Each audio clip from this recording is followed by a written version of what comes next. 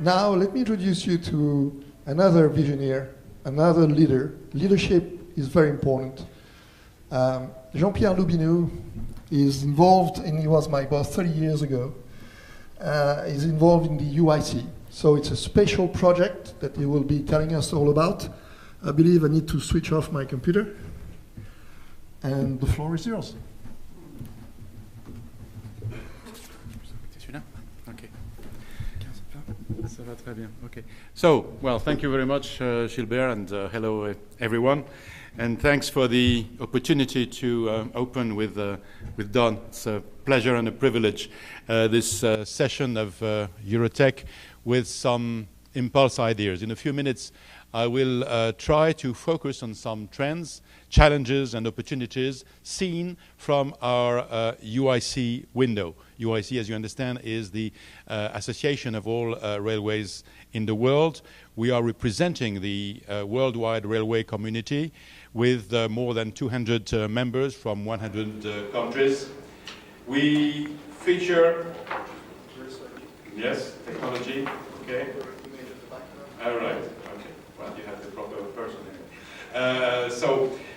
We deal mostly on interoperability, standardization, research, asset management for the rail system. And we are promoting rail as a sustainable backbone of a new transportation mix of mobility through approximately 80 conferences, workshops every year on various thematics such as technology, information technology, economics, social issues, sustainable contribution, or education. So this really allows us to have a good vision on these trends I was mentioning, as transport being the mobility of goods and people, which is impacting the economy and which is impacted by the stability of physical or political links in the world. What we can see today is not very enthusiastic. We can see geographical fragmentation. We see political diversity, economical disintegration in some places, and nationalistic focuses in others. So this should not really be in favor of rail development. Why is that? Because rail needs interoperability, high investment, space and time stability for long-term projects with long-term return on these investments. But what happens? What is happening is exactly the opposite.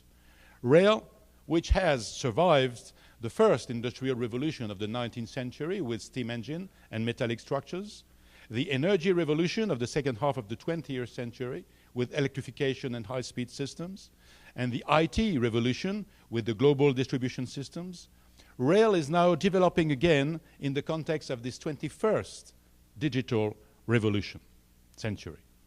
Why? Because of some fundamental values. Three major ones: capacity, safety, and sustainability. But also a good drive on research and innovation, and wherever rail is developing, the fact that it enables a growth in GDP and jobs everywhere. So this is indeed proven in a global context by the positive perspectives 2050 of growth for the sustainable mobility of goods and people. For freight, all modes together, traffic will be multiplied by 4, with a shift from North Atlantic to North Pacific, with intracontinental increase tremendous, 7-fold in Africa, 4-fold in Asia. And for passenger, the growth worldwide, all modes together, is expected to be more than 50%. But with a boom on intra-urban mobility. One figure here is really striking. In developing countries, the deficit in urban infrastructure is equivalent to 6% of their GDP, when since 2008 it is only 0.5% and no more than 1% in developed countries. So we need to have a new social and economic model of transportation mix. Intra-urban must be more environmental, with electric cars, with tramways, metros, and inter-urban with more capacity and lower cost. So the challenges to answer these trends are very important, with, as you understand, the priority given to urban mobility. All modes will have to work together, taking into account social and economic issues, environmental goals, modal complementarity, management of interfaces between intracity and intercity mobility. All these market trends are really sustained with forecast of important investments. If you go along and trust the OECD figures, it's more than $11,000 billion that will be invested in the next 20 years. So this is not that big, but what is striking is that 40% will be invested in rail. That makes $5,000 billion in the next 10 years invested in the rail projects on 4 major issues. First is the renovation of existing infrastructure. Second is the construction of new lines and the missing links to create international corridors. Third is high-speed lines. There is approximately 12 major projects constructed, under construction, or under study in the world. Turkey, Emirates, Russia, Europe, Japan, India, Morocco, China, and USA. Fourth is intelligent management of assets and capacity, which can be improved thanks to the progress of information technology and Internet of Things. I can identify 5 major trends in the framework of the Sustainable Development Goals for a safe mobility system with, again, rail as a backbone of a multimodal transportation mix. Number 1 is a better complementarity in this 21st century rather than the hyper-competition in the 20th century between modes.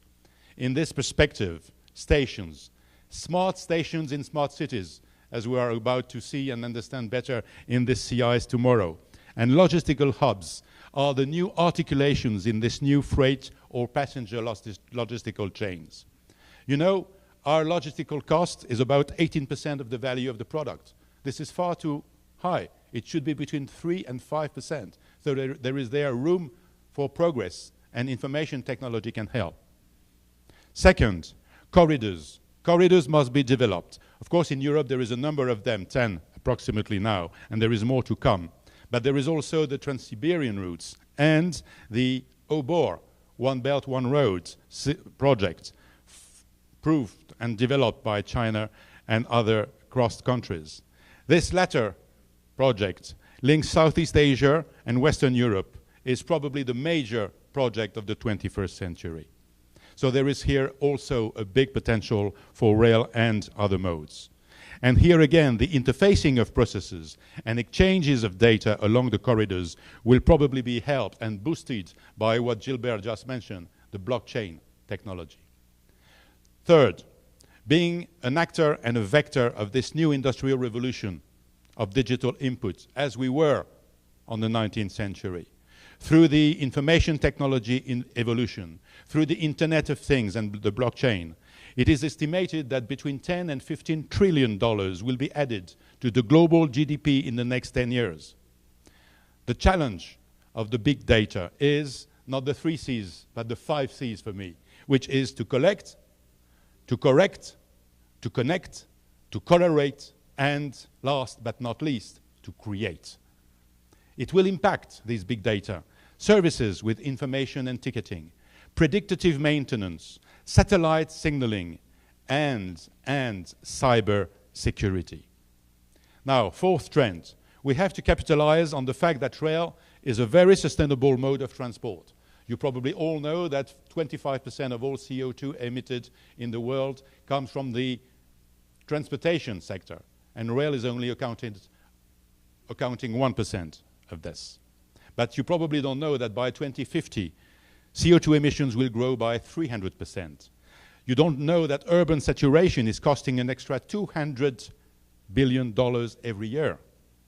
That the development of intelligent mobility in a new optimized and sustainable transportation mix can contribute to a large number of the sustainable development goals and the 2-degree scenarios. Some countries must take the lead in there.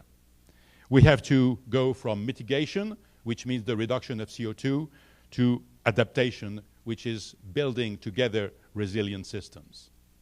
In a scenario aiming to meet the Paris Agreement, which is going to be below the 2-degree scenario, nearly all short or medium aviation activity could be replaced by high speed. And the example of China, which between 2012 and 2015 grew by 170% their high-speed network, is certainly an example that can be trusted and followed. Also, as I said, urban rail is projected to grow by a factor of 6 to 8. Modal shift from private vehicles to more efficient transport modes is expected. And we are about to see here at the CES more electric, autonomous driving vehicles. UIC, with its members, has identified over 1,500 rail projects worth $2 trillion and 120,000 kilometers of tracks. All countries are investing and building, whether they are developed or developing countries.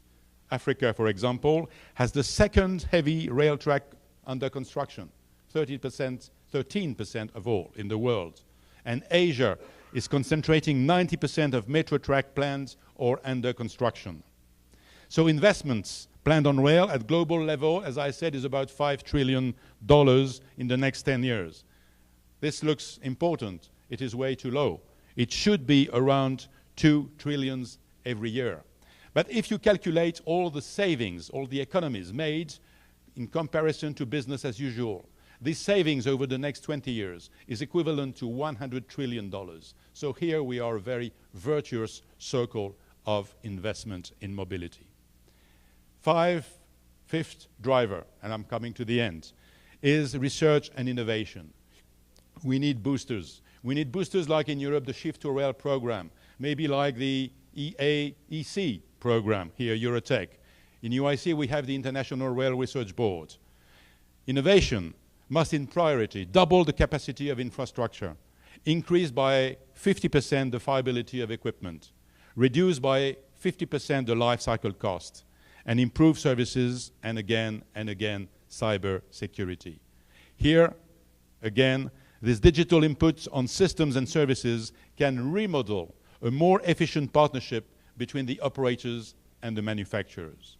To conclude, as we must remember that there is no such smart system without smart people, and preferably with augmented intelligence than artificial intelligence. As we know that the human mind is stronger than any system, whether it is technical, economical, political, and ideological. As we must remember that in this world, 2 billion people will be urbanized in the next 10 years. 2 billion people have no access to any mean of mobility or accessibility. 2 billion people live with less than $1 a day, and that there will be 2 billion people more on this planet. We can hope that this new industrial revolution, this digital revolution, will contribute to social and economic growth of globalized exchanges thanks to a sustainable, international, integrated, connected chain of mobility. And we can hope that modestly, everything that we are doing, whether we are big companies or startups, all together, we are somehow slightly contributing to this game and goal. Let me finish with one quote, and it was in the 19th century. He was a writer, he was a poet, but he said something which I think can apply today very much so and should not be forgotten by any of our stakeholders. It was Victor Hugo, who said that one day shall come when there will be no battlefields in the world anymore other than markets opening up to the routes of trade and ideas opening up to the gates of intelligence. Thank you very much for your attention.